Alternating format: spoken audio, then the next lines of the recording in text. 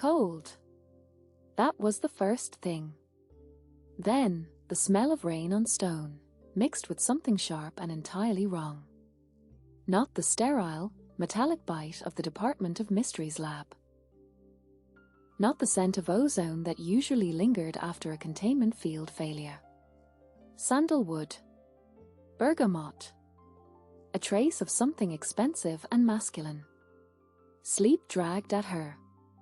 Hermione tried to open her eyes. Her eyelids felt heavy. Too heavy. The headache sitting right behind her temples pulsed in a slow, brutal rhythm, matching the beating of her heart. She groaned, shifting her weight. Silk. She was lying on silk sheets. Dark green silk. Hermione's eyes snapped open. This wasn't her flat. This wasn't the Ministry infirmary. The ceiling was impossibly high, plastered with detailed, swirling molding that looked suspiciously Victorian. Morning light spilled through massive bay windows, catching dust motes in the air.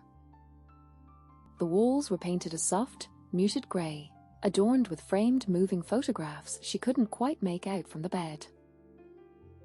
Panic, cold and fast, hit her stomach. She sat up abruptly. Her body ached in ways it hadn't yesterday. Or what she thought was yesterday. Her joints felt slightly stiffer. She examined her hands. They were her hands. But not. There was a faint, jagged scar across her left knuckle that she didn't remember getting. Her skin looked older. She touched her face, her fingertips pressing into her cheeks. The bone structure was the same, but the softness of 23 was completely gone. She scrambled backward, hitting the carved mahogany headboard. The mattress shifted. A heavy arm draped across her waist, pulling her back down against the pillows. Granger, a voice murmured, thick with sleep and impossibly deep. If you keep thinking that hard, you'll burn out a fuse. Come to bed. Hermione went completely still. Her heart stopped. Her lungs seized. She knew that voice. She knew that slow, aristocratic drawl, even softened by sleep and muffled by a pillow. She turned her head, slowly, terrified of what she would see. Draco Malfoy was lying next to her. He was older. There were faint, distinct lines around his eyes. His jaw was sharper, less boyish, more ruthlessly carved. His pale blonde hair was slightly longer, falling across his forehead in a messy, careless way the meticulously groomed boy she knew would have never allowed. He wasn't wearing a shirt. And on his left hand, resting casually against her hip, was a silver ring. Hermione couldn't breathe. He shifted again, opening one eye. Grey met brown. He didn't look disgusted. He didn't sneer. He didn't look at her like she was dirt on his shoe. He smiled. A small, private, incredibly fond smile. Morning, he said. His voice was gravel rough. Hermione opened her mouth.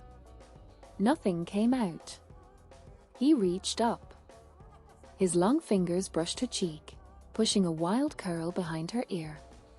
The touch was so casual, so intimate, so natural that her brain short-circuited. "You're doing that thing again," he said softly. "What thing?" Her voice cracked. It sounded like hers, but deeper, more resonant. The thing where you try to solve the entire world before breakfast. He leaned in. He kissed her forehead. A soft, lingering press of lips against her skin. Hermione stopped breathing entirely. "I'll get tea," he murmured, pulling away before she could react. He rolled out of bed, grabbing a grey jumper from a chair and pulling it over his head. He walked out of the room, barefoot, in grey joggers, in what appeared to be their shared bedroom. The door clicked shut. Silence. Hermione stared at the door. Her brain, normally a finely tuned instrument, tried desperately to process the incoming data. 1. She was in a strange, highly expensive house. 2. She looked older. Considerably older. 3. Draco Malfoy was in her bed. 4. Draco Malfoy had just kissed her forehead. Voluntarily. 5. Draco Malfoy was wearing a wedding ring. She glanced at her own left hand, trembling against the green silk. A simple, elegant diamond band sat next to a silver wedding ring. She clapped a hand over her mouth to muffle the scream.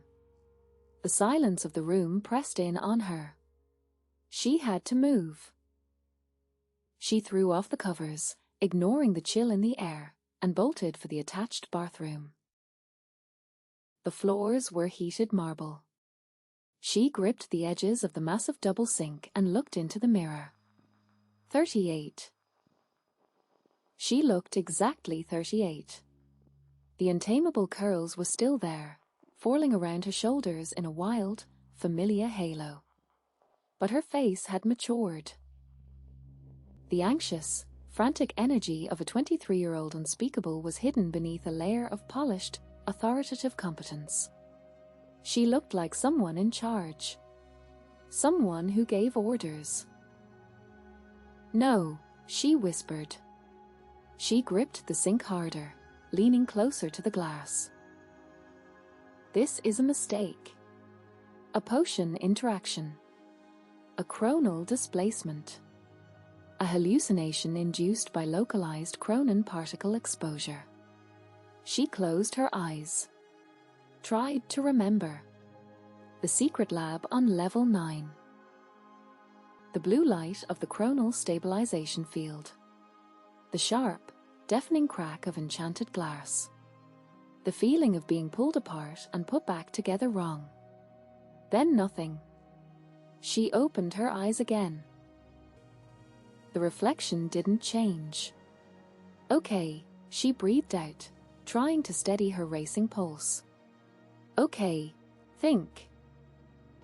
She backed out of the bathroom, pacing the massive bedroom. She needed clues. She needed a calendar. She needed a wand.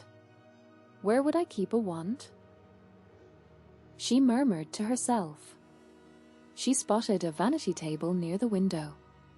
A stack of parchment sat perfectly aligned next to a silver comb and a bottle of expensive perfume. She hurried over, her bare feet silent on the plush rug. On top of the stack was a single piece of parchment, folded in half. Her name was written on the outside, in her own handwriting. Hermione snatched it up. Her hands shook violently as she unfolded the heavy vellum. The ink was dark, the strokes hurried but unmistakably hers. Hermione, if you were reading this, the containment field on Project Kronos collapsed. You are 15 years in the future. Do not panic. I know you are panicking. Stop it. Listen to me very carefully. You are married to him.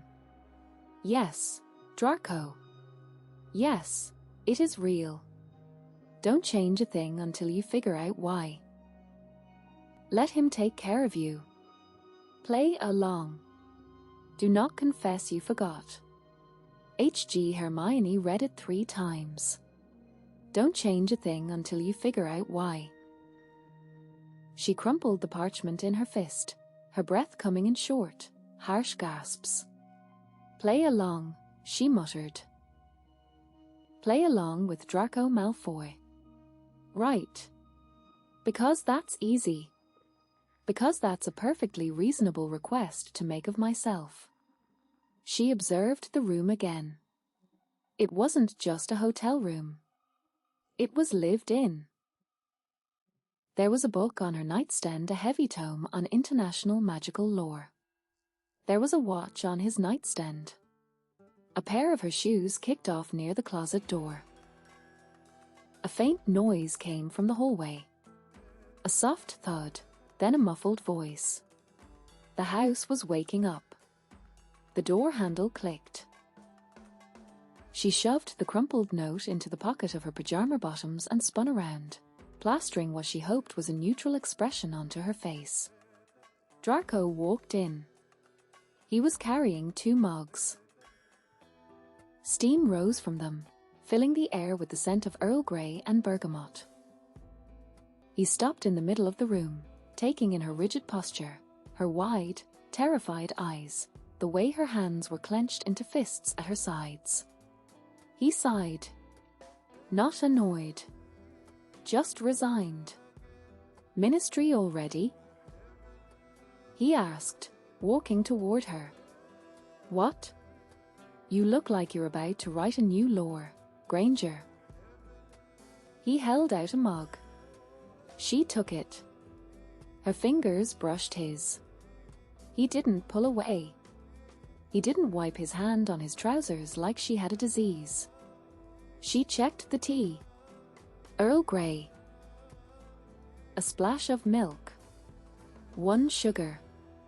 Exactly how she liked it. Drink, he ordered softly. She took a sip. It was perfect.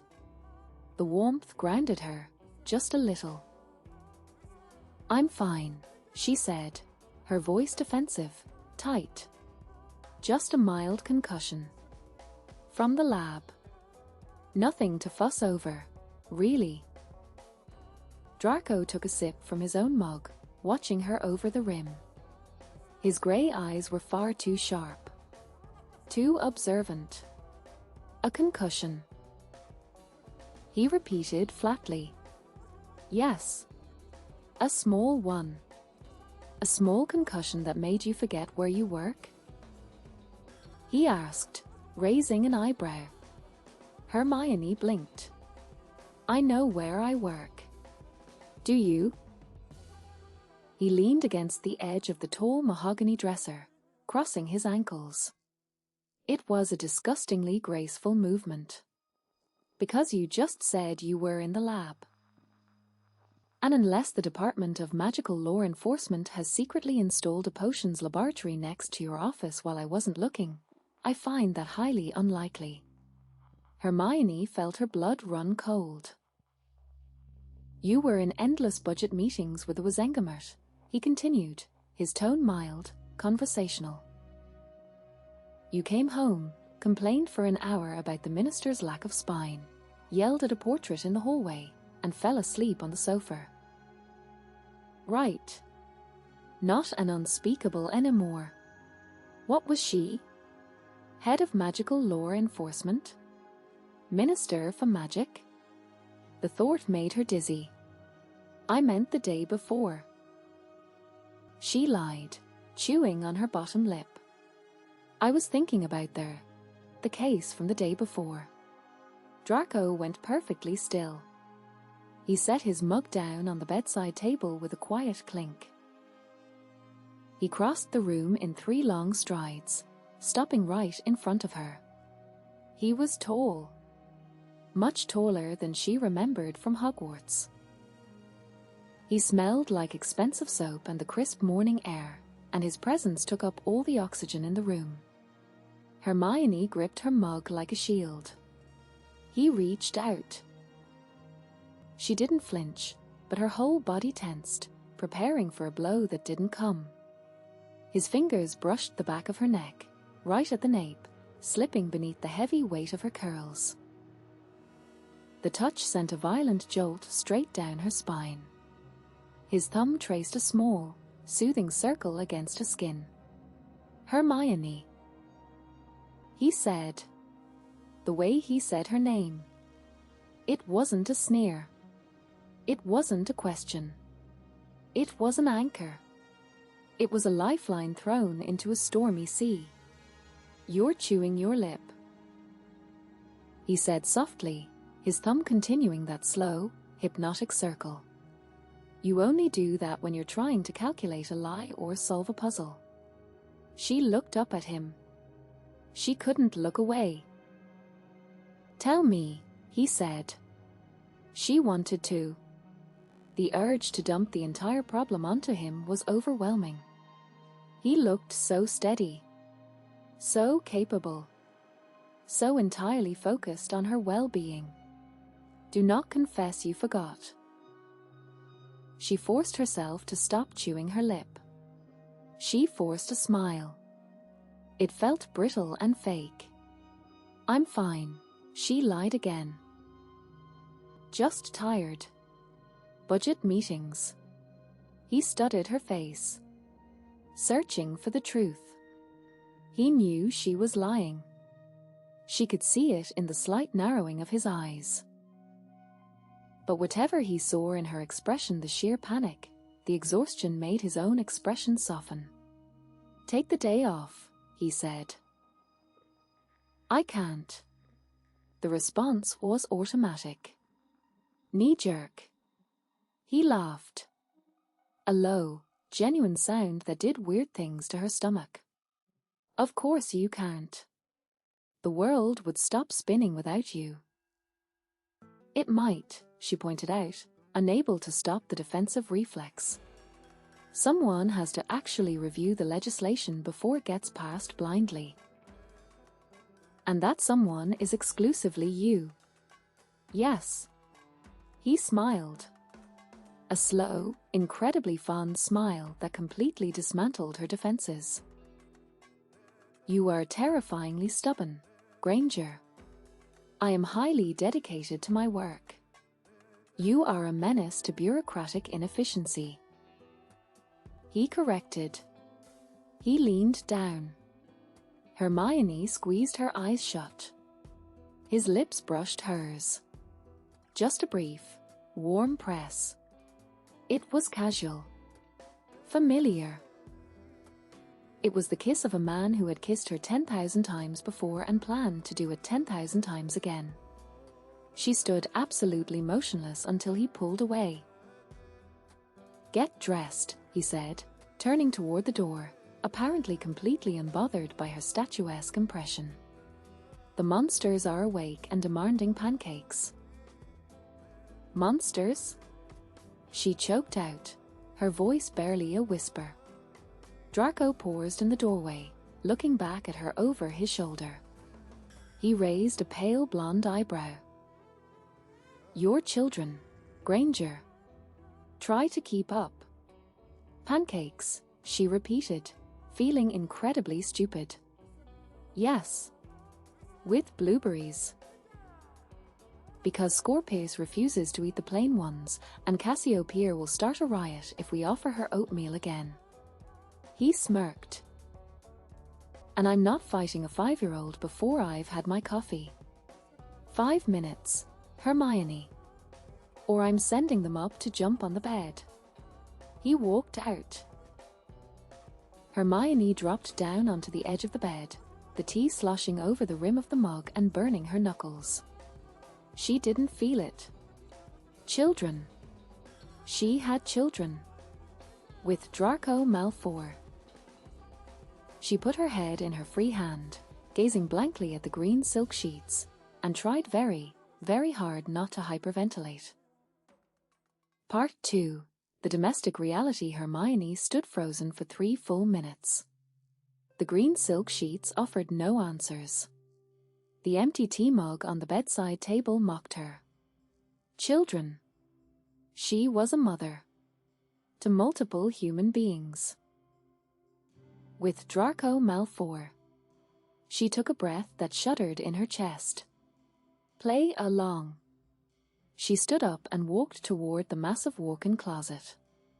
She expected to find rigid, uncomfortable robes. The kind of things Lucius Malfoy used to wear. Instead, she found rows of impeccably tailored trousers soft cashmere jumpers in neutral tones, and a frankly ridiculous number of sleek, emerald green silk blouses. She touched a soft grey jumper. It felt like a cloud. She pulled it on, along with a pair of perfectly fitted black trousers. She felt like an imposter. Like a child playing dress-up in her mother's armor. She walked out of the bedroom and into the hallway. The house was sprawling but warm. The floors were rich hardwood, covered in thick, woven rugs. As she approached the stairs, the smell of butter, vanilla, and brewing coffee drifted up to meet her. And the noise. It wasn't a quiet, stately manner. It was loud. "Give it back." A high, demanding voice shrieked. "I didn't take it." A slightly older, distinctly haughty voice replied. "Liar. Both of you, drop the volume by 3 decibels or I'm feeding the pancakes to the Kneasel." Draco's voice cut through the noise. Calm. Authoritative. Utterly unbothered. Hermione reached the bottom of the stairs and hovered in the doorway of the kitchen. It was a massive, sun-drenched room. Copper pots hung over a large central island. At the stove, Draco was effortlessly flipping pancakes in a skillet while simultaneously charming a second skillet to cook bacon. Sitting at the heavy oak table were 2 children. The boy looked to be about 12. He had Draco's white blonde hair and sharp jawline, but his nose was entirely hers. He was glaring across the table, a heavy book open next to his plate. The girl was 5. She had a riot of unruly, curly blonde hair. It stuck out in every direction, completely untamable. She was pointing an accusing finger at her brother. "He hid my dragon, Pupper," the little girl yelled. "I did not hide your absurd toy, Cassie. You left it in the library," the boy drawled. The tone was so perfectly Malfoy that Hermione almost flinched. Draco didn't even turn around. "Scorpius, do not use that tone with your sister. Cassiopeia, stop pointing. It's rude. Go fetch your dragon from the library." Cassiopeia crossed her arms, a terrifyingly accurate mirror of Hermione's own stubborn posture. "I don't want to go to the library. It's too far." Draco flipped a pancake onto her plate, finally turning around. He caught sight of Hermione standing in the doorway. His expression immediately softened. The firm fatherly annoyance vanished, replaced by that quiet, devoted warmth that made Hermione's chest ache. "Mummy!" Cassiopeia spotted her. The little girl scrambled down from her chair and launched herself across the kitchen. Hermione had half a second to brace herself before 50 pounds of curly-haired child slammed into her legs. Tiny arms wrapped around her thighs in a vice grip. Hermione went perfectly still. She didn't know what to do. She had never been a mother. She was 23. She was supposed to be translating ancient runes today, not hugging a 5-year-old. She looked up, panic flaring in her chest. Draco was watching her. He was wiping his hands on a towel, his eyes narrowed slightly. He didn't look suspicious yet, but he was observing her hesitation. "Play along." Hermione forced her hands to move. She reached down and awkwardly patted the little girl's back. Cassiopeia smelled like strawberry shampoo and maple syrup. She felt incredibly warm. "Morning, Cassie," Hermione managed to say. Her voice sounded thin. Cassiopeia pulled back, looking up with huge, silver-grey eyes. Draco's eyes. "Tell Scorpius he's a goblin," Cassiopeia demanded. I am not a goblin, Scorpius said, not looking up from his book. He turned a page. Hermione recognized the text. It was a 7th-year arithmancy textbook. He was 12. Hermione walked further into the kitchen, her legs feeling like lead. What are you reading? She asked Scorpius, aiming for casual. Scorpius finally looked up. He gave her a look that clearly communicated he thought she was asking a stupid question. The text you gave me on Thursday, Mother. Vector's theories on nonlinear spellcrafting. Right, Hermione said. Of course. She moved toward the cabinets. She needed to do something. Help.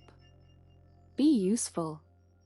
She reached for the handle of the nearest upper cabinet to get plates. Draco said. Hermione opened the cabinet. It was full of teacups. She froze. Draco stepped in beside her. He didn't say anything. He just reached past her, his chest brushing her shoulder, and opened the cabinet immediately to the right. A neat stack of plates sat waiting. He pulled 2 down and handed them to her. Still half asleep? He murmured, his voice low enough that the children couldn't hear. Hermione swallowed hard. Yes. Just distracted. He lingered for a second longer than necessary. He smelled like coffee and the heat of the stove. Sit, he instructed gently. I'll finish this. Hermione obeyed. She sat down at the table next to Scorpius. Draco moved through the kitchen with a practiced, terrifying grace. He levitated a plate of blueberries onto the table. He poured orange juice for Cassie and coffee for Hermione. He plated the pancakes perfectly, distributing them with a flick of his wand. He wasn't avoiding the work. He was orchestrating it. Hermione watched him. The Draco Malfoy she remembered from Hogwarts, and even the post-war trials would have demanded house elves do this. He would have sat at the head of a massive, empty table, ignoring his family behind a copy of the Daily Prophet. This Draco was wearing a grey jumper that had a small smudge of flour on the sleeve. He was physically cutting Cassiopeia's pancakes into bite-sized squares. Pupper, more syrup. Cassie demanded. Say please, little monster, Draco replied, already reaching for the syrup jug. Please, Pupper. He poured it for her, then sat down next to Hermione. He bumped his knee against hers under the table. It wasn't an accident. It was a quiet check-in. A physical "Are you okay?" Hermione looked down at her plate. Blueberry pancakes. She picked up her fork, her hand shaking slightly. She took a bite. It was the best thing she had ever tasted. She closed her eyes for a second, overwhelmed by the sensory input. The noise. The smell.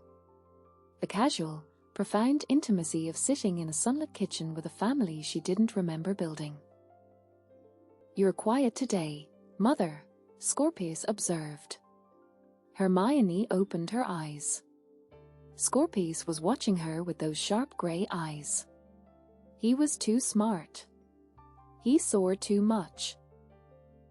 Just thinking about work, Hermione deflected smoothly. The lie tasted like ash. Scorpius rolled his eyes. You always think about work. Purper says it's a chronic condition. Hermione glanced at Draco. Draco smirked around the rim of his coffee mug. I stand by my diagnosis. Your mother is constitutionally incapable of leaving a problem unsolved. Which is why she's the best, Cassie announced, her mouth entirely full of pancakes. Don't talk with your mouth full. Hermione and Draco said at the exact same time. Hermione stopped breathing. Draco just chuckled. He reached over and wiped a smudge of syrup off Cass's cheek with his thumb. Hermione gripped her fork tightly. It was a dance. A complicated, beautiful dance that they had been doing for over a decade. And she had forgotten all the steps. She was stumbling through the routine, hoping nobody noticed she was entirely lost. But they would notice. Draco would notice. He was already watching her too closely. She needed to find the Department of Mysteries. She needed to access the Chronos files. She needed to fix this before she broke this perfect little family by revealing she wasn't the woman they thought she was. Hermione. She blinked, pulling herself out of the spiral. Draco was looking at her. The smirk was gone. His brows were drawn together in a slight frown. You haven't touched your coffee, he pointed out. Sorry, she said quickly. She picked up the mug. He watched her take a sip. Are you sure you don't want to stay home? You look pale. I'm fine, Draco. Really? He didn't look convinced. He reached under the table and rested his hand on her thigh. The heat of his palm burned through her trousers. It was a casually possessive gesture, meant to comfort. It sent a wild, terrifying jolt of adrenaline straight into her bloodstream. She didn't pull away. Don't change a thing.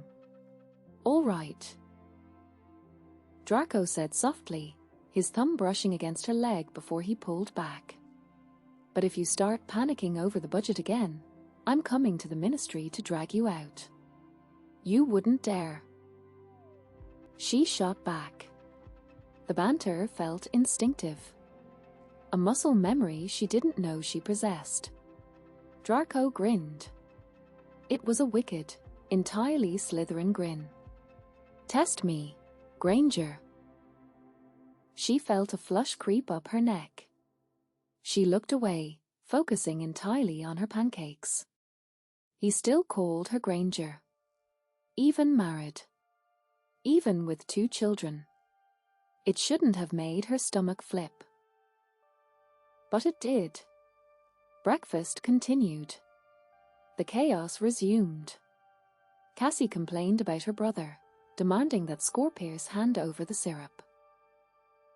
Scorpius corrected her grammar with an air of long-suffering patience that was entirely Draco. Draco managed both of them with effortless patience, levitating a napkin to catch a spill before it happened, pouring more juice, and keeping a steady hand on the pulse of the room. Mother, Scorpius said suddenly, cutting through Cass's babble. Hermione jumped slightly. Yes? Vector's chapter on theoretical arithmetic decay. Scorpius said, tapping his book. She claims the decay rate is exponential if the anchor rune isn't stabilized.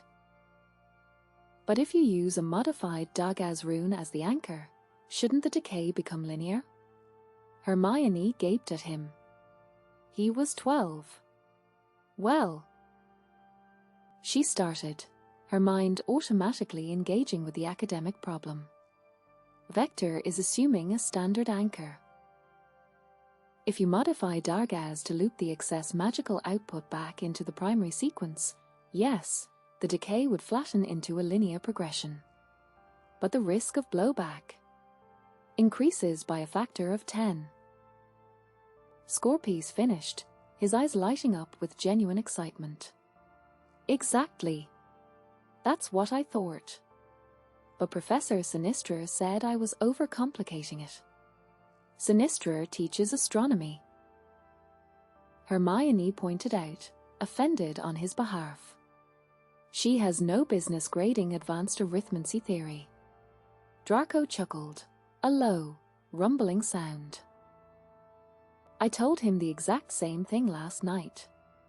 He didn't believe me. I didn't say I didn't believe you, Pupper.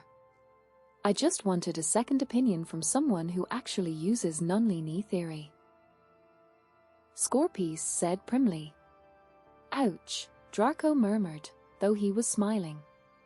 Hermione felt a sudden, sharp ache in her chest. She had a son who wanted to argue magical theory over breakfast. A son who respected her intellect. Vector is brilliant, but she's conservative. Hermione found herself saying, leaning forward. If you want to argue for a modified Dargaz, you need to cite Gamp's localized exceptions in your essay. Otherwise, she'll dock points for theoretical instability. Scorpius grabbed a quill from his pocket and furiously scribbled a note in the margin of his book.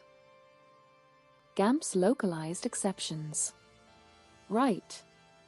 Thanks, Mother. You're welcome, she said softly.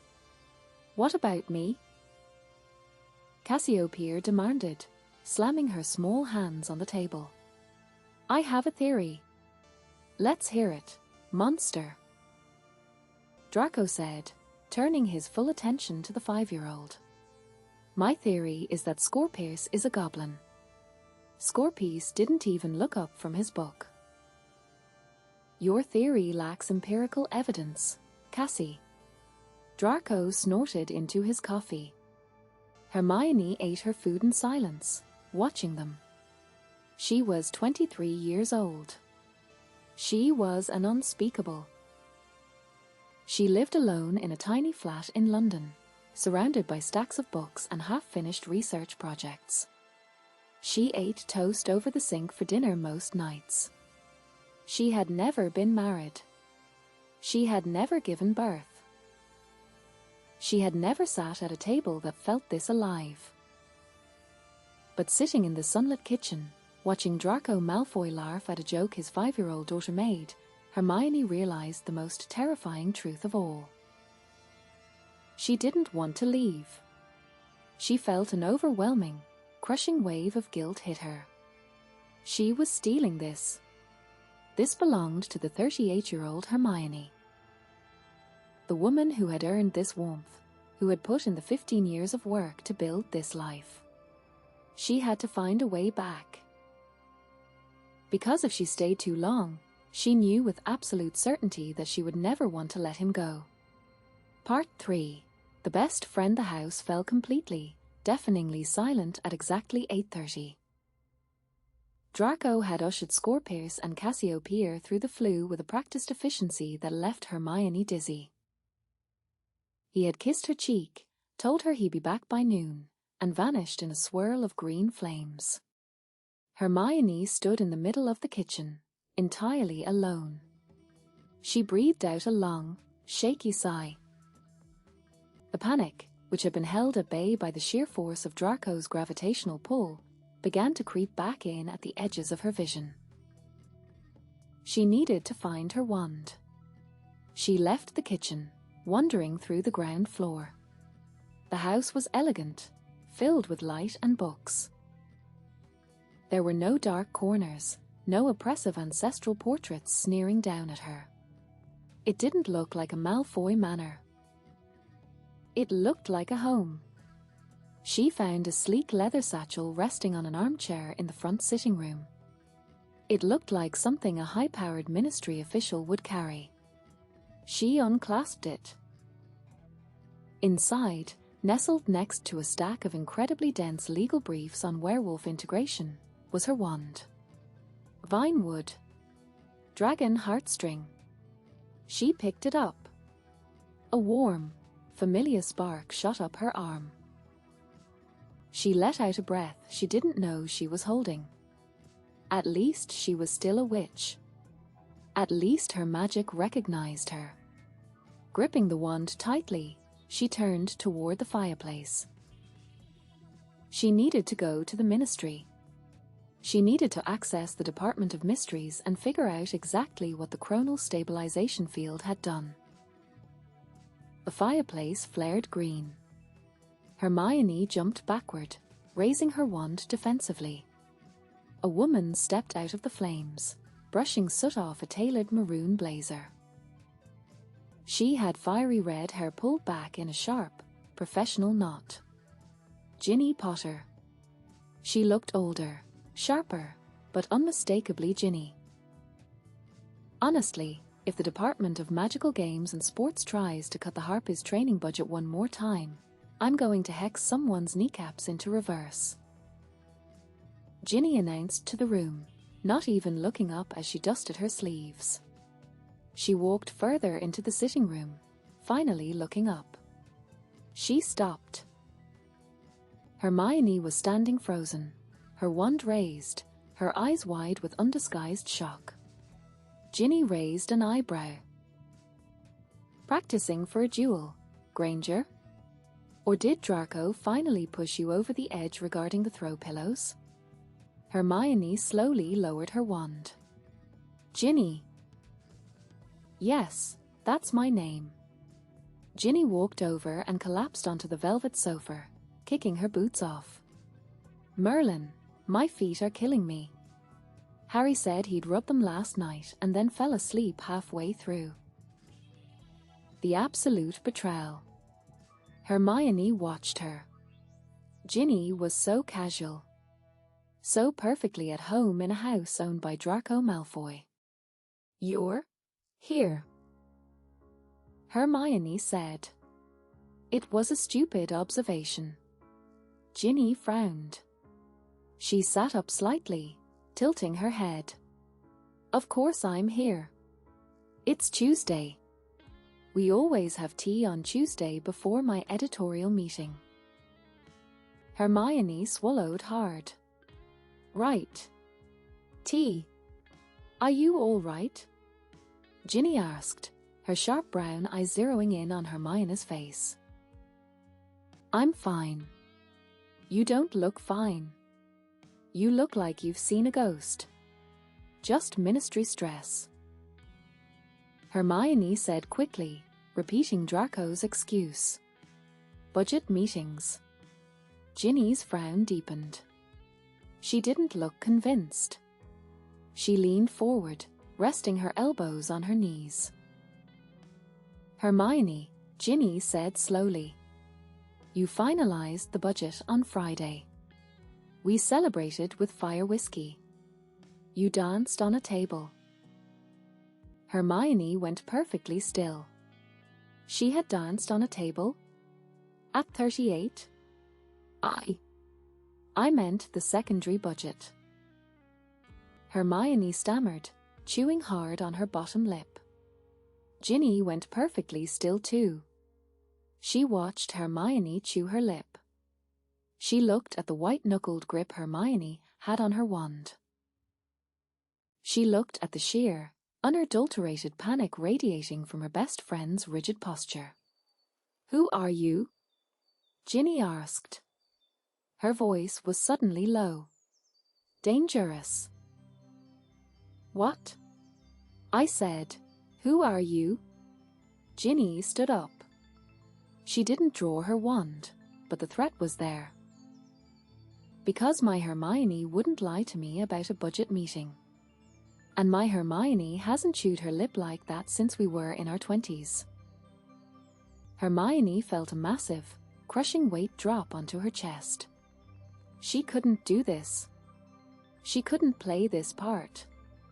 She was 23 years old and entirely out of her depth. She reached into her pocket.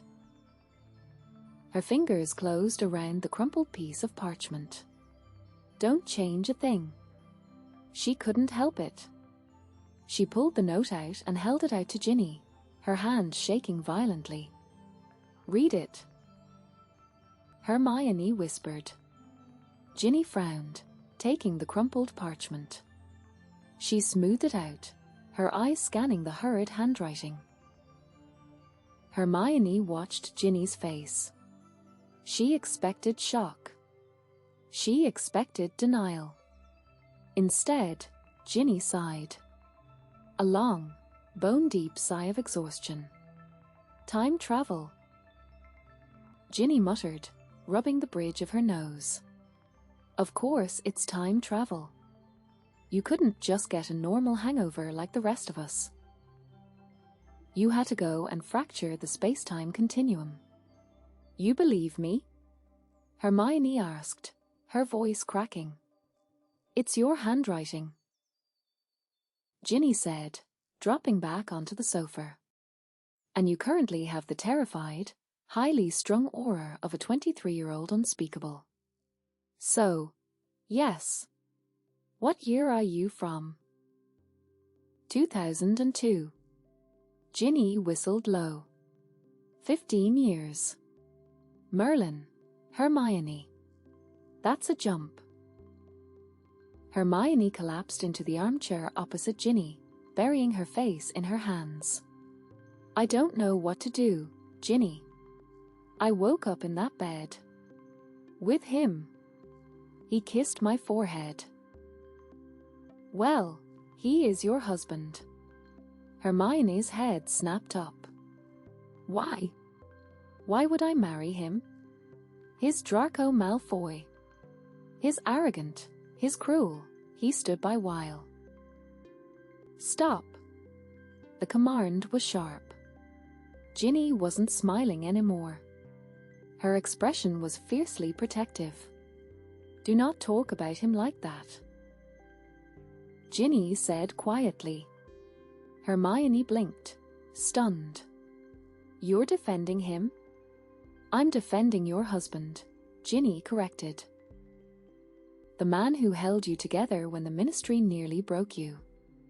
The man who cooks pancakes for your children because he knows you're too busy trying to save the world to remember to eat. The man who loves you so much it's honestly a little disgusting to watch. Hermione gawked at her. Loves me?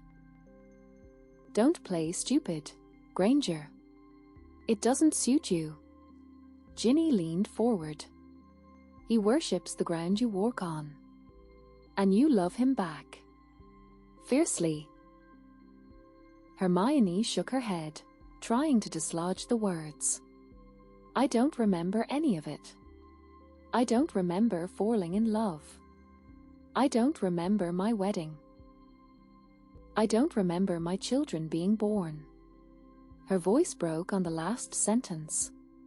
A tear slipped down her cheek. Ginny's expression softened instantly. She moved across the space between them, kneeling in front of Hermione's chair and grabbing her hands. Hey! It's okay, Ginny said softly. The note says not to change anything until you figure out why. So we follow the note. You play along. I can't play along. Hermione choked out. I don't know how to be his wife. I don't know the rules of this life. You don't need to know the rules, Ginny said firmly. Draco knows the rules. He knows you better than you know yourself. If you stumble, he'll catch you. He always does. Hermione looked down at Ginny's hands, squeezing hers tightly. Ginny, what if I mess it up? What if he realizes I'm not her? He won't care, Ginny said, a small, sad smile touching her lips. He'll just try to fix it for you. That's what he does. The flue roared in the background. Hermione flinched, ripping her hands away from Ginny's and scrubbing the tears from her face. Footsteps echoed in the hallway. Heavy, measured. Draco walked into the sitting room. He had taken off the grey jumper and was wearing a crisp white button-down shirt with the sleeves rolled up to his forearms. The dark mark was entirely faded, barely a silver scar against his pale skin. He stopped when he saw them. Potter. Draco drawled, his tone instantly slipping into a lazy, aristocratic cadence. To what do we owe the displeasure? Tuesday tea, Malfoy. Try to keep up with your wife's social calendar. Ginny shot back without missing a beat. standing up and brushing off her knees. Draco rolled his eyes, but the corner of his mouth twitched. He walked over to Hermione's chair. Hermione held her breath. He didn't say anything. He just reached out and rested his hand on the back of her chair. His fingers brushed against her shoulder. A casual, grounding touch. "Are you staying for lunch?" Draco asked Ginny. "Or are you going to torture my wife with Quidditch statistics all morning and leave her with a headache?" "I'll have you know my statistics are fascinating," Ginny sniffed. "But no. I have a meeting at the Prophet." "Tragic," Draco deadpanned. Ginny smirked.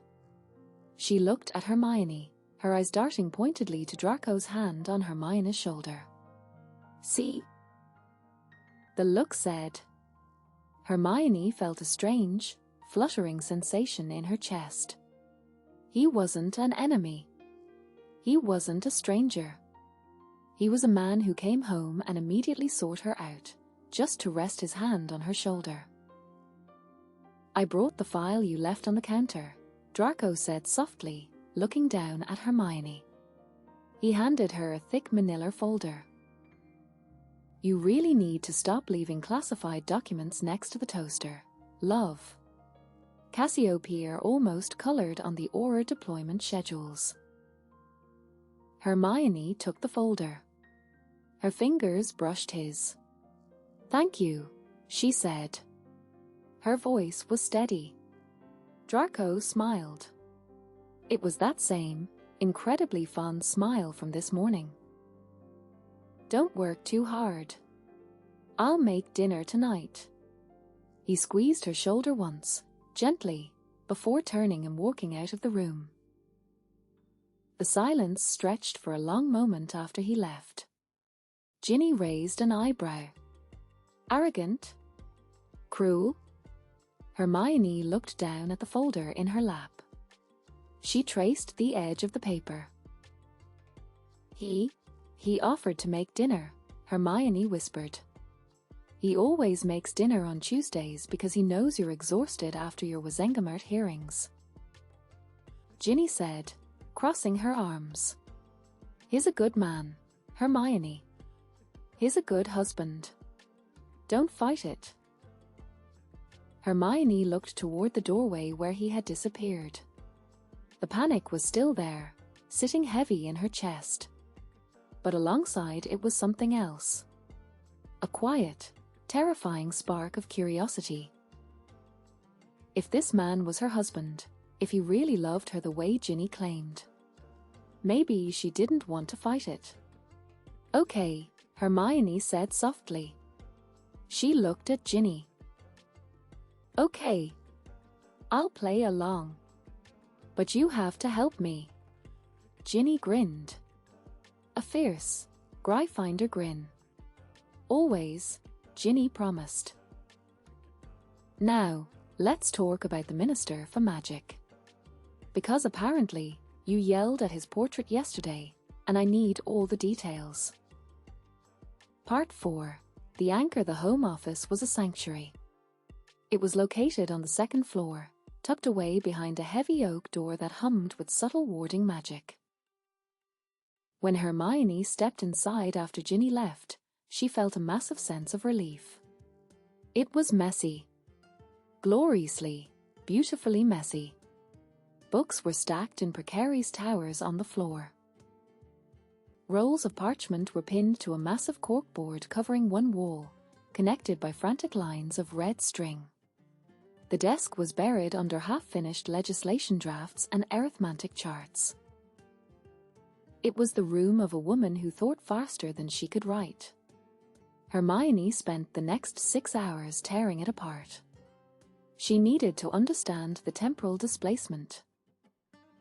She pulled down every text on chronal magic, temporal looping, and localized reality shifts.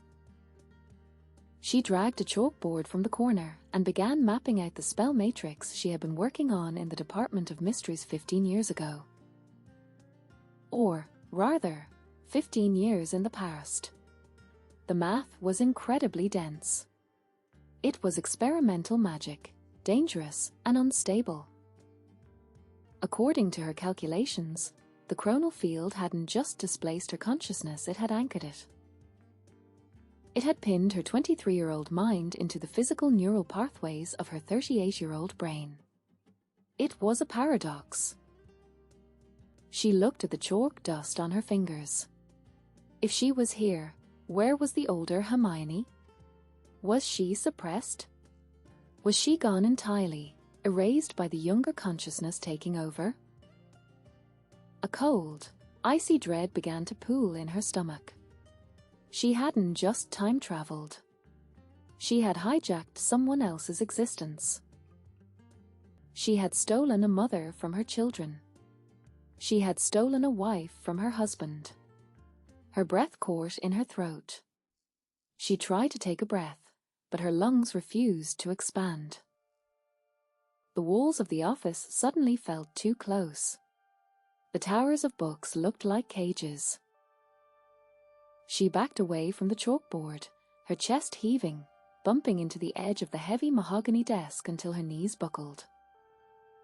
Slumping down the front of the desk, she hit the floor hard. She couldn't breathe. The air was too thin. She pulled her knees to her chest, wrapping her arms around her legs. Her heart was hammering violently against her ribs, a frantic, terrifying rhythm. She was alone. She was 15 years out of time. She didn't know how to be a mother. She didn't know how to be a wife. The door handle clicked. The heavy oak door swung open. Hermione couldn't even look up. She squeezed her eyes shut, burying her face in her knees, gasping for air that wouldn't come. Footsteps crossed the room. Fast. Urgent.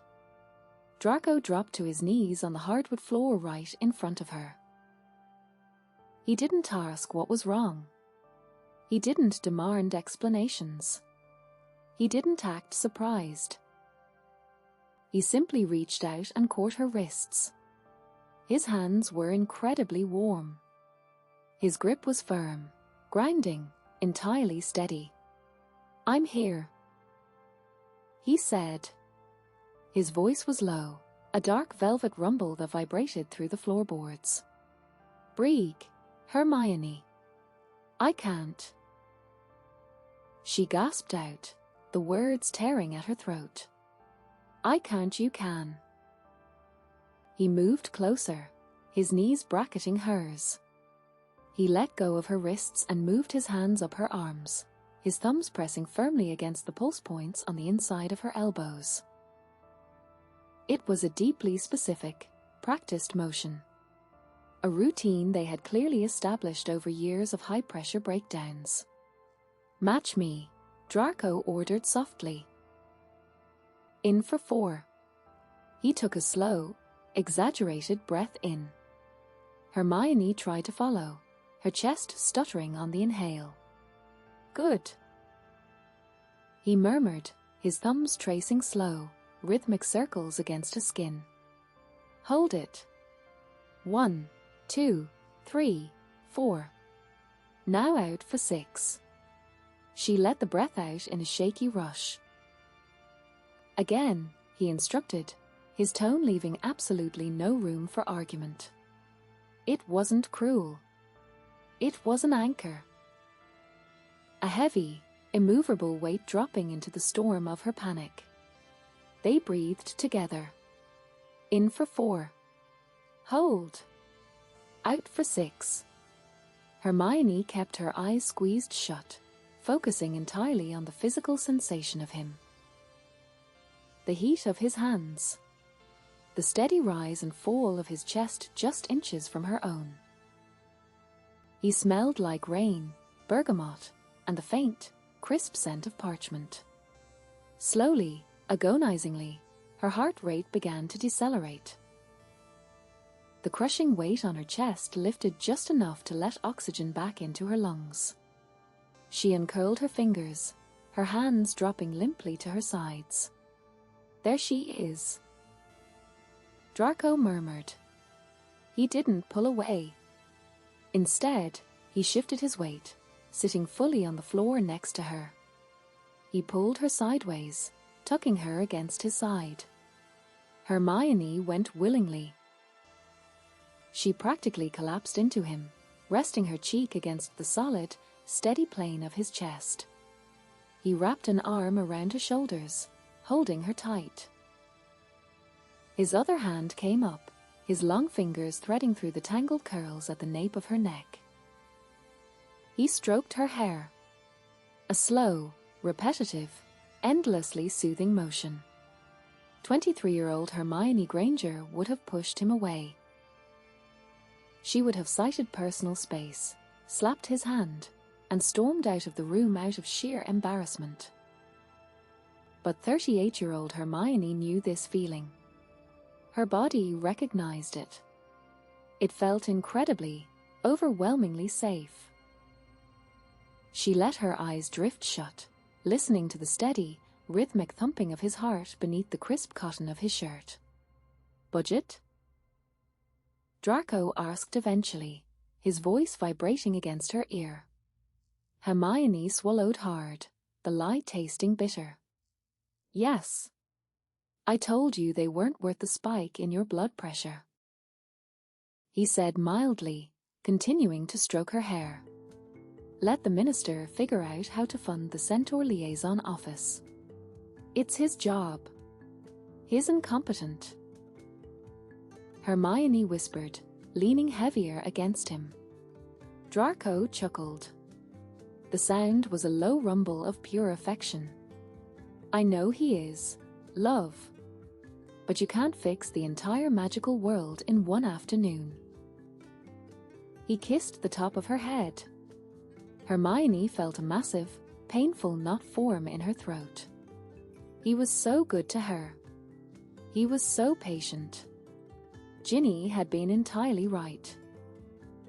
He wasn't the boy from Hogwarts anymore. He was a man who knew exactly how to put her back together when she fell apart. "I'm sorry," she whispered, her fingers curling slightly into the fabric of his shirt. Draco's hand stilled in her hair for a fraction of a second. "For what?" he asked quietly. "For stealing this moment from her. For lying to you. For not remembering how to love you back. For being a mess." Hermione deflected, squeezing her eyes shut. Draco let out a soft breath. He shifted, tilting her chin up with 2 fingers until she was forced to look at him. His grey eyes were endlessly soft. There was no judgment. No impatience. Only a deep, unshakable devotion that made her chest physically ache. "You were never a mess to me, Granger," he said softly. He brushed a stray curl away from her face, tucking it behind her ear. His fingers lingered on her jawline. "I've got you," he promised, his thumb stroking her cheekbone. "The world can wait until tomorrow." Hermione gazed at him. She looked at the faint lines around his eyes. She looked at the absolute certainty in his gaze.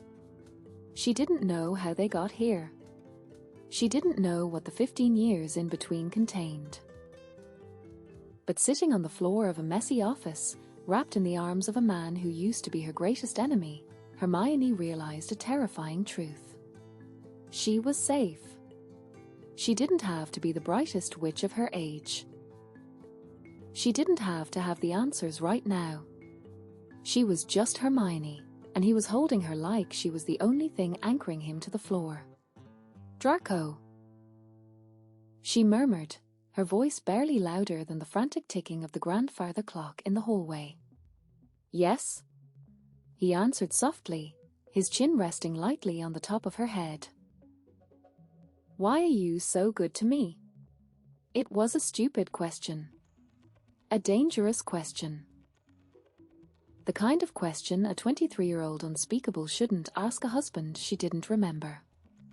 but she couldn't stop the words. They spilled out of her, carried on a wave of pure, unadulterated vulnerability. Draco shifted slightly. He pulled back just enough to look down at her. His grey eyes were unreadable for a split second before they softened into something so incredibly fond it made her ache. "Because you let me be," he said simply. "That's not an answer. It's the only answer that matters, Granger." He reached out, his knuckles brushing against her jawline. "You let me be good to you. You didn't run. You stayed." Hermione swallowed the lump in her throat. She had stayed. The 38-year-old Hermione had stayed. She had built this life. She had let him in. "I don't deserve this," she whispered, the guilt rising sharply again. "Don't do that," Draco warned, his tone firming up. "Don't diminish what you've done. What we've done." He tilted her chin up further, forcing her to hold his gaze. "You deserve every single bit of peace you have, Hermione. Stop trying to find the catch. There is no catch. It's just me." The absolute certainty in his voice broke the last of her defenses. She leaned forward and pressed her face against his neck, burying a quiet, stifled sob in the collar of his shirt. Draco didn't hesitate. He wrapped his arms around her tightly, holding her against him. He murmured quiet, nonsensical comforts into her hair. He stroked her back. He anchored her. She didn't know how the timeline worked. She didn't know how to fix the chronal field. And for the first time since she woke up in this future, she didn't want to. She could stay right here, on the floor of a chaotic office, listening to the steady thumping of his heart beneath her ear. She could let him hold her together. As she sat there, clutching the fabric of his shirt like a lifeline, Hermione Granger realized exactly why her older self had fallen in love with Draco Malfoy. It wasn't complicated. It wasn't an arithmetic equation to be solved. It was simply this: he was the only person in the world who let her stop fighting. And she knew, with absolute, terrifying certainty, that she was about to fall in love with him all over again. Part 5. The realization the house was completely silent. It was a different kind of silence than the empty quiet of the morning. This was a settled, heavy peace. The kind of quiet that only descends on a house when children are finally asleep. Hermione sat on the velvet sofa in the sitting room, watching the embers in the fireplace. She had read Cassiopeia a story about a remarkably stubborn Kneazle. She had checked Scorpius's arithmancy homework and found a tiny, brilliant flaw in his localized rune translation. It had felt natural. Terrifyingly natural. She tucked her legs underneath her, resting her chin on her hand. "You didn't correct his essay," Draco's voice floated into the room just before he did. He walked into the sitting room carrying 2 crystal glasses of dark red wine. He had traded the button-down shirt for a soft black t-shirt and grey joggers. He looked completely relaxed, the sharp angles of his face softened by the dim firelight. "I didn't." Hermione agreed softly. He handed her a glass and sat down next to her on the sofa.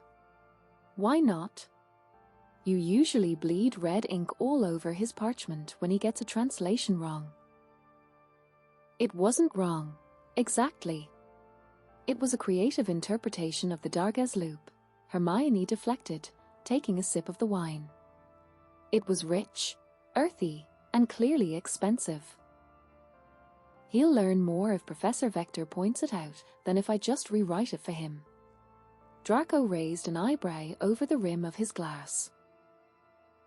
"That is an incredibly reasonable approach. Who are you and what have you done with my wife?" Hermione forced a small laugh, though her heart did a painful stutter in her chest. If he only knew. Draco set his glass on the coffee table. He reached over and tugged on her ankle. "Come here," he murmured. Hermione didn't resist. She shifted on the sofa, letting him pull her legs across his lap. He began to rub her feet, his thumbs pressing firmly into the arches. It felt heavenly. She closed her eyes, letting her head fall back against the cushions. Harry fell asleep while doing this for Ginny last night. Hermione murmured, the memory of Tuesday tea floating back into her mind. Draco snorted. Potter has always lacked stamina. I, however, am a professional. Hermione opened one eye to look at him. A professional foot rubber? A professional at taking care of you, Draco corrected smoothly. He didn't look up from her feet, but a small, satisfied smirk played at the corner of his mouth. Hermione watched him. She watched the firelight dance across the pale strands of his hair. She watched the gentle, rhythmic movement of his hands. The panic from this afternoon was gone, replaced by a deep, hollow ache in her chest. "You spoil me," she whispered. Draco finally looked up. His grey eyes caught the light of the fire. "I don't spoil you," he said quietly. "I merely attempt to keep up." "Keep up?" "With you." He shifted his grip, one hand sliding up to rest warmly against her calf. "You run at 100 miles an hour, Hermione. You always have. Since the day I met you. If I don't give you a reason to sit down, you'll burn out the sun trying to fix everything." Hermione swallowed hard. It was exactly what Ginny had said. He knew her. He knew the frantic, desperate need she had to control the world around her, and he didn't judge her for it. He just built a safe place for her to land when she couldn't fly anymore. "Draco," she breathed, the word slipping out before she could stop it. He tilted his head. "Yes, love?" She didn't have words. She couldn't explain the overwhelming, crashing wave of affection that was suddenly drowning her. She sat up, pulling her legs out of his lap, and moved closer. Draco turned toward her, his expression shifting from relaxed to entirely focused in the span of a second. He watched her cross the small space between them on the sofa. She stopped when she was inches away from him. She reached out, her fingers trembling slightly, and rested her hand against his cheek. His skin was warm. He leaned into her touch immediately, his eyes fluttering shut for a brief moment. He turned his head just enough to press a soft kiss into the palm of her hand. Hermione's breath hitched. He opened his eyes. They were dark. Intense. The lazy aristocracy was gone, replaced by the raw, focused devotion she had seen this morning. "You're quiet tonight," he murmured, his voice dropping an octave. "I have a lot on my mind." "Let it go," Draco whispered. He reached up, his hand tangling in the curls at the back of her neck. He pulled her forward. Hermione didn't fight it. She met him halfway. Their lips met. It wasn't a tentative, questioning kiss. It was the kiss of a man who knew exactly how she tasted, exactly how she breathed, exactly how she liked to be touched. His mouth was warm, tasting of rich red wine and a faint hint of peppermint. His thumb traced the line of her jaw, incredibly gentle, learning the shape of her cheekbone in the dark, while his other hand gripped the back of her neck, pulling her flush against his chest. Hermione gasped against his mouth, her hands flying up to grip the fabric of his t-shirt. She felt the heavy, frantic thud of his heartbeat directly against her palms. The kiss deepened instantly. He was demanding, but completely yielding. It was a dizzying contradiction. He poured everything into her, sweeping her up in a current so strong she couldn't find the bottom. The heat of him soaked through her clothes, chasing away the last lingering chill of her panic from earlier in the afternoon. 23-year-old Hermione Granger had never been kissed like this. She had never felt this entirely consumed. This entirely wanted. She kissed him back desperately, her fingers sliding up his chest to tangle in the incredibly soft strands of his pale hair. He groaned softly, a low, guttural sound that vibrated against her chest, and shifted his weight, pressing her gently back into the cushions of the sofa. He hovered over her, his weight supported on his elbows, kissing her breathless. He kissed her like she was the only fixed point in his entire universe, his mouth sliding from her lips to the corner of her jaw, pressing a hot kiss against a pulse point. It was perfect.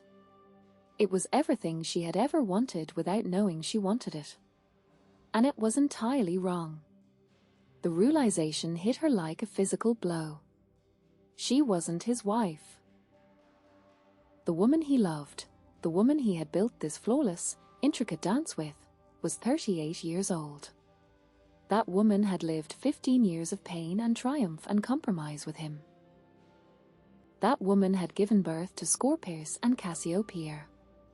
Hermione was a ghost. An echo from the past, wearing his wife's face. Every touch, every kiss, every soft word he murmured against his skin was a theft. She was stealing Draco Malfoy from herself. Hermione tore her mouth away, gasping for air. She shoved both hands against his chest, pushing him back. Draco stopped instantly. He didn't resist the push. He pulled back, his chest heaving slightly, his eyes wide and confused. "Hermione?" he asked, his voice rough. She scrambled backward on the sofa, pulling her knees to her chest. She couldn't look at him. If she looked at him, she would break down and confess everything, and she didn't know what the chronal field would do if she broke the rules of the note. "I can't." She choked out. Draco remained perfectly still. The air in the room, which had been thick and heavy with heat just seconds ago, suddenly turned freezing cold. "Did I do something wrong?" he asked quietly. "No," Hermione said quickly, her voice cracking. "No. You didn't do anything. It's me." "Is it the panic again?" he asked, his tone instantly shifting from lover back to anchor. He started to reach for her. "Do you need—" "Don't touch me," Hermione blurted out. Draco dropped his hand. The hurt flashed across his face so quickly she almost missed it, instantly masked by a smooth, impenetrable wall of pure Malfoy stoicism. Hermione wanted to die. She wanted the floor to open up and swallow her. She had just broken his heart. "Right," Draco said, his voice flat. Emotionless. He stood up. He didn't look angry. He just looked incredibly tired. "I'm sorry," Hermione whispered, tears welling up in her eyes. "I'm so sorry, Draco. I'm not myself today. I don't feel right." Draco looked down at her. The stoic mask cracked just a fraction, revealing the deep, unwavering well of patience beneath it. "You've had a long week," he said softly. He didn't push. He didn't demand an explanation. He just accepted the rejection with a terrifying grace. He leaned down and pressed a brief, chaste kiss to the top of her head. "I'll be in the study," he murmured. "Come up to bed when you're ready." He turned and walked out of the room. Hermione sat on the sofa, entirely alone. She reached into her pocket with a shaking hand and pulled out the crumpled note. "Don't change a thing until you figure out why." Gazing at her own handwriting until the letters blurred with tears, she finally figured out why. She had been sent here to see what she stood to lose, to realize that the frantic, isolated life she was living at 23 was nothing compared to the chaotic, terrifying, beautiful life she could have with him. But she couldn't stay. Because the longer she stayed, the more she would ruin the very thing she had been sent to witness. She couldn't play this part anymore. She couldn't lie to a man who looked at her like she was the center of his universe. Wiping the tears roughly from her cheeks, she knew what she had to do. She had to find the chronal matrix and go back to the past. She had to go back and earn him. Part 6. The return. The home office was exactly as she had left it. The towers of books cast long, ominous shadows in the dim light of a single Lumos charm. The chalkboard was still covered in the frantic, dense arithmancy she had mapped out earlier that afternoon. Hermione stood in front of it, a fresh piece of chalk in her hand. Her mind felt incredibly clear. The panic was gone, replaced by a cold, razor-sharp focus. She knew how to break the chronal lock. It wasn't a matter of untangling the spell matrix. It was a matter of collapsing it. She had to create a localized temporal vacuum, a magical void that would forcefully pull her displaced consciousness back to its point of origin. It was dangerous. It was going to hurt. She began to write, modifying the equations on the chalkboard with quick, decisive strokes. The math was elegant. It was beautiful. When she finished the final rune, the chalk turned to dust in her fingers. The board began to hum, a low, vibrating frequency that made the hair on her arms stand up. The temporal vacuum was initializing. She had less than 10 minutes before the matrix collapsed entirely. Hermione turned away from the board and walked over to the heavy mahogany desk. She pulled out a blank sheet of parchment and a quill. She needed to leave a message. When the matrix collapsed, her 23-year-old consciousness would snap back to the Department of Mysteries.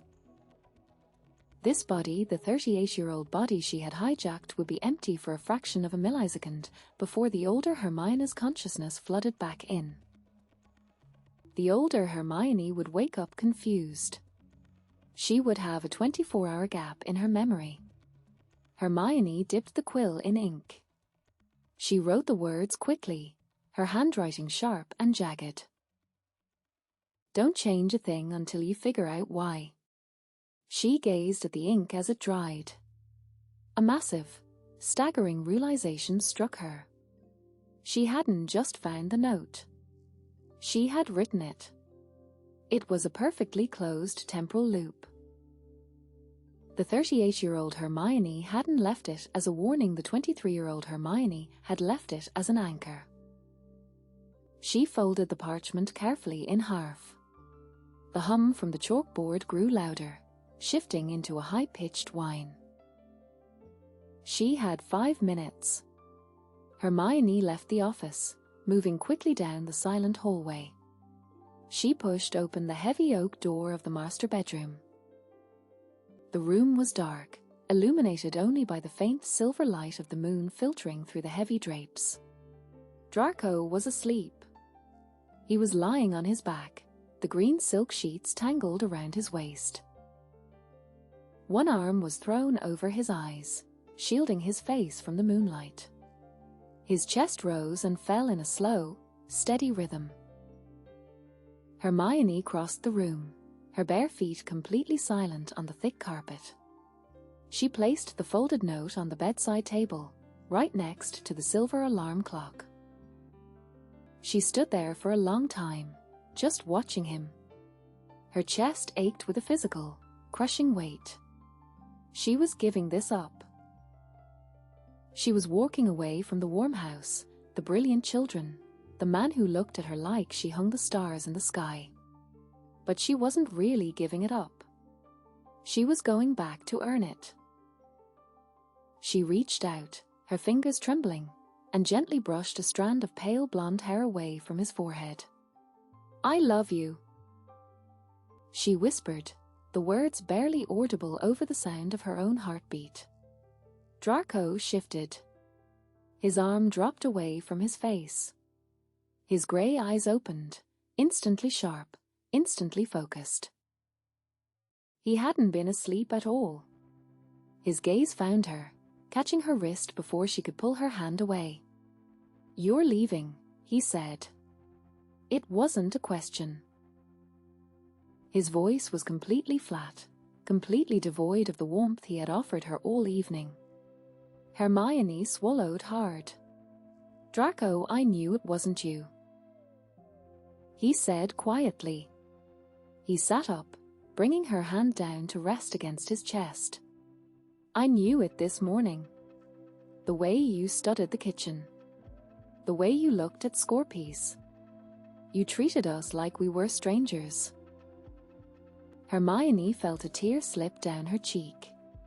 He knew. He had known all day, and he had still rubbed her feet. He had still anchored her through a panic attack. "I didn't mean to," she choked out. "It was an accident. An experimental spell in the Department of Mysteries." Draco's grip on her wrist tightened slightly. "How far back?" 15 years.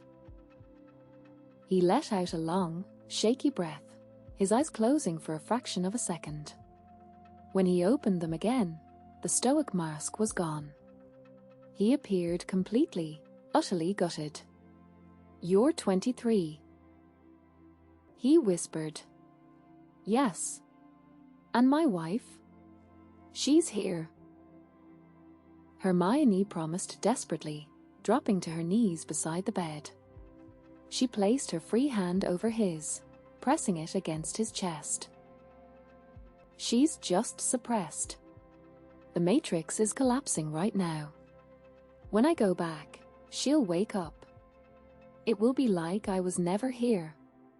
Draco looked at her, the reality of the situation sinking in. He studied the face of the woman he loved, animated by the soul of the girl who used to hate him. "Does it hurt?" he asked softly, his thumb brushing over her knuckles. "Does what hurt?" "Going back." Hermione swallowed a sob. "I don't know." Draco shifted off the bed, dropping to his knees on the floor right in front of her. He didn't hesitate. He pulled her into his arms, wrapping her up in a desperate, crushing embrace. "It's going to be all right," he murmured, his face buried in her neck. "I've got you, Granger. I've got you." Hermione broke. She wrapped her arms around his neck, burying her face in his shoulder. She cried for the sheer, terrifying beauty of him. She cried because even now, knowing she was a ghost from his past, his first instinct was to protect her.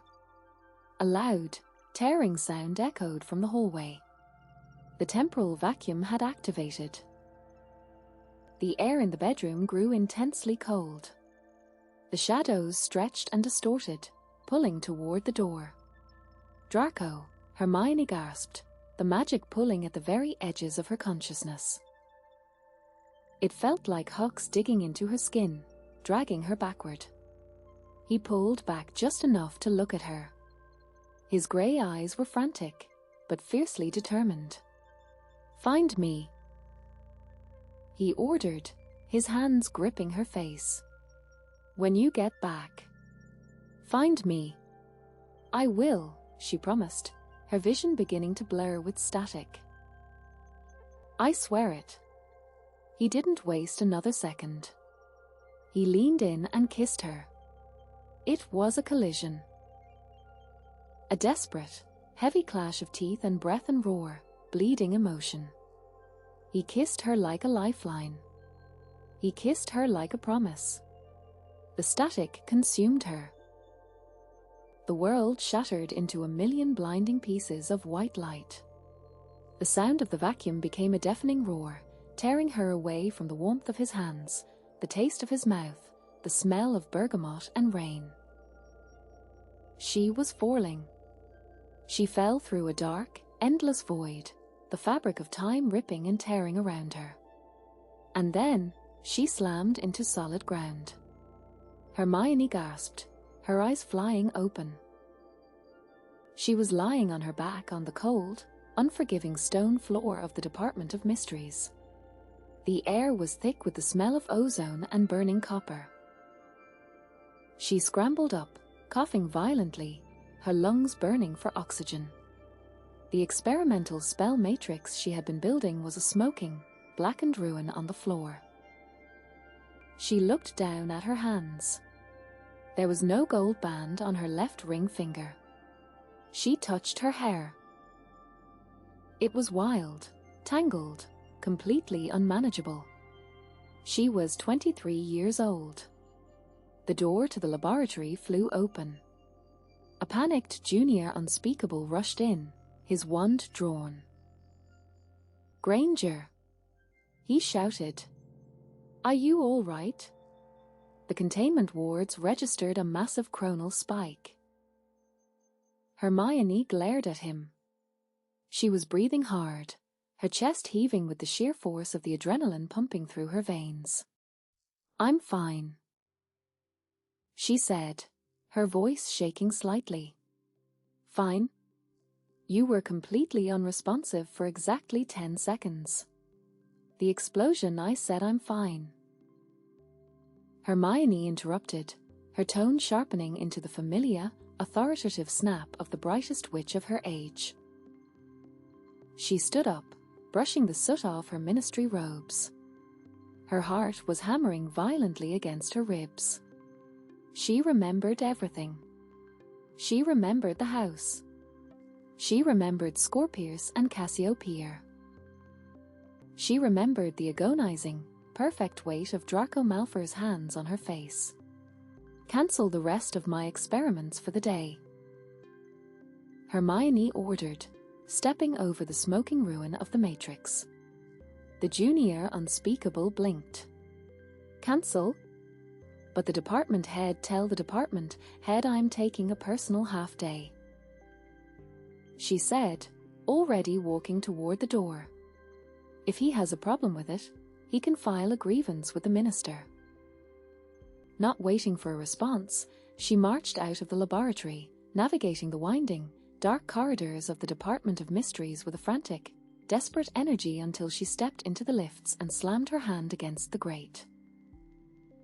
"Level 2, she demanded. Department of Magical Lore Enforcement. The lift rattled into motion. Hermione leaned against the back wall, trying to control her breathing. She didn't know how long it would take.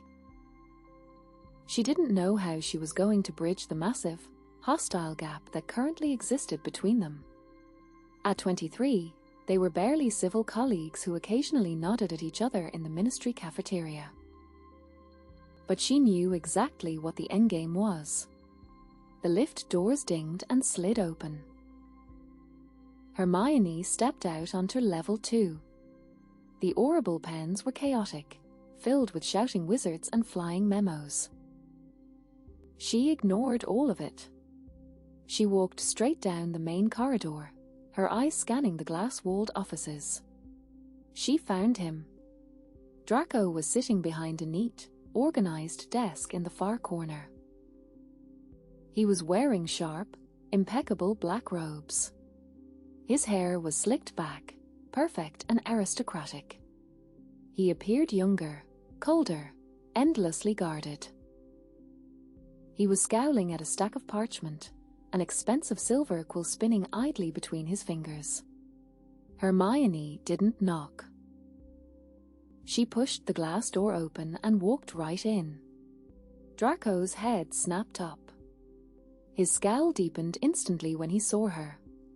"Granger," he drawled, his voice a cool, arrogant drawl that sounded entirely different from the dark velvet rumble she had heard an hour ago. "To what do I owe this unprecedented intrusion?" Hermione stopped in front of his desk. She studied the harsh lines of his face. She searched the cold, guarded grey eyes that hadn't yet learned how to soften for her. She felt a massive, staggering wave of affection. "I'm going to buy you a cup of coffee," Hermione said. Draco watched her, the silver quill completely still in his hand. He gaped at her like she had just grown a second head. "You despise coffee," he pointed out slowly. "And you actively dislike me. Why on earth would we get coffee?" Hermione smiled. It was a bright, terrifyingly determined smile. "Because," she said softly, "we have exactly 15 years of catching up to do, Malfoy. And we're starting right now."